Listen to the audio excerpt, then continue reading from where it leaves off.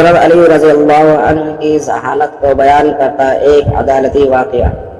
دو آدمی ایک قریشی خاتون کی خدمت میں حاضر ہوئے اور ان کے پاس 100 دینار بطور امانت رکھ کر کہا، جب تک ہم دونوں اکٹھے ہو کر اپنا مال طلب نہ کریں تب تک آپ یہ امانت واپس نہیں کرے گی۔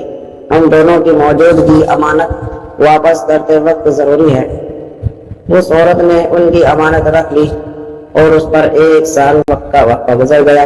1 سال بعد ان دونوں میں سے ایک شخص اس خاتون کے پاس آیا اور کہنے لگا، میرے ساتھی کا انتقال ہو گیا ہے، اس لیے جو 100 دینار ہم نے تمہارے پاس امانت رکھے ہیں مجھے دے دو۔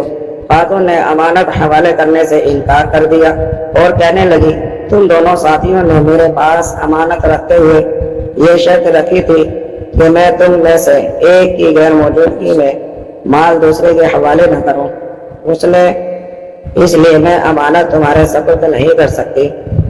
اس آدمی نے خاتون کے اہل خانہ اور پڑوسیوں سے مدد طلب کی۔ ان لوگوں نے اس خاتون سے سفارش کی کہ اس کو امانت دے دو کیونکہ اس کے ساتھی کا انتقال ہو گیا ہے۔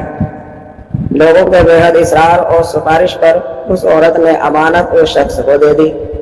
ادھر اس بات کو 1 سال اور گزر گیا تو دوسرا شخص جس کو اس کے دوست نے مرا ہوا ظاہر کیا تھا اس عورت کے پاس آیا اور آ کر امانت طلب کی۔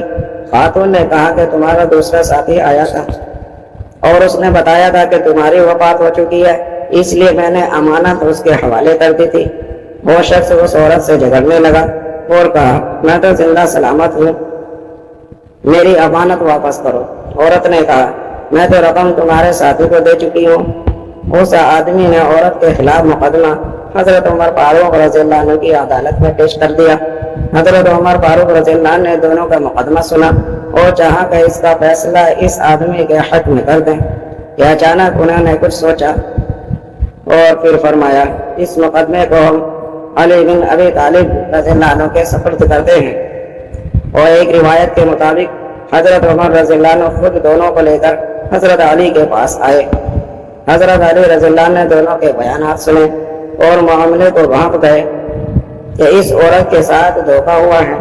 چنانچہ اس آدمی سے فرمایا، کیا تم نے اس خاتون کے سامنے یہ شرط نہیں رکھی تھی کہ مال ایک بھائی کی غیر موجودگی میں دوسرے کے حوالے مت کرنا؟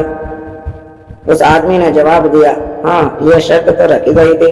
حضرت علی رضی اللہ عنہ نے فرمایا، تمہارا مال ہمارے پاس موجود ہے، اپنے ساتھی کو بلا لاؤ تاکہ ہم تم دونوں کا مال تمہارے سپرد کر دیں۔